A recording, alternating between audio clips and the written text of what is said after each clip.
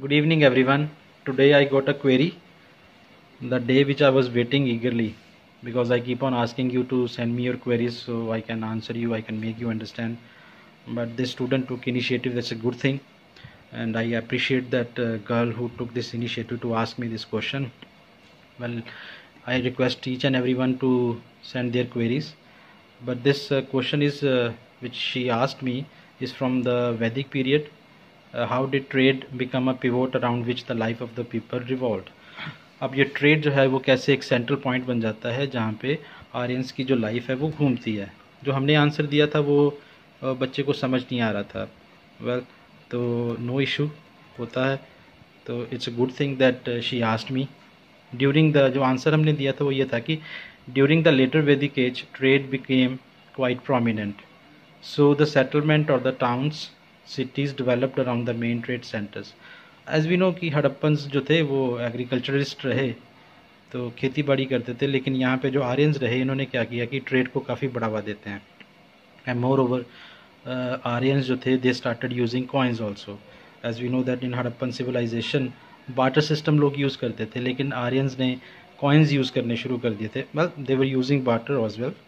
और जो next line थी वो ये थी कि thus the city life moved according to the activities associated with the trade.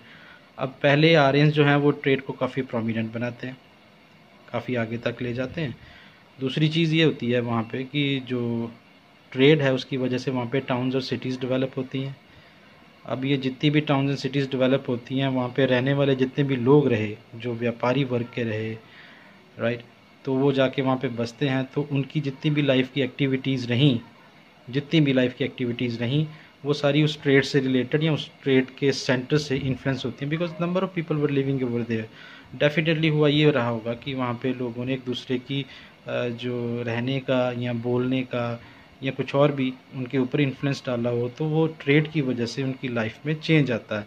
तो जो ट्रेड या ट्रेडिंग सेंटर्स या टाउन या सिटीज़ जो ट्रेड के अकॉर्डिंगली बनी, वहाँ पे जो लोग जाके रहे उनकी जो बाकी की ज़िंदगी की रोज़मर्रा की जो लाइफ की एक्टिविटीज़ रहीं वो भी इन्फ्लुएंस्ड होती हैं just because of the trade, right.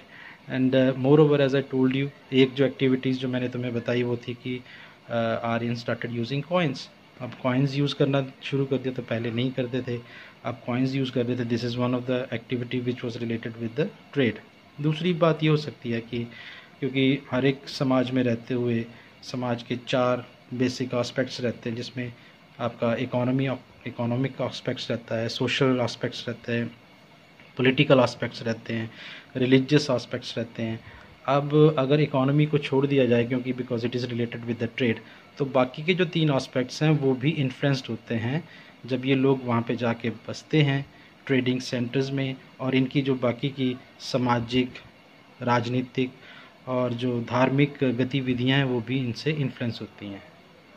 I hope I made my point and well, it is my humble request once again कि किसी को भी कोई भी क्वेश्चन में प्रॉब्लम हो तो you can send me your queries, so I can try my level best to make you understand. Thank you.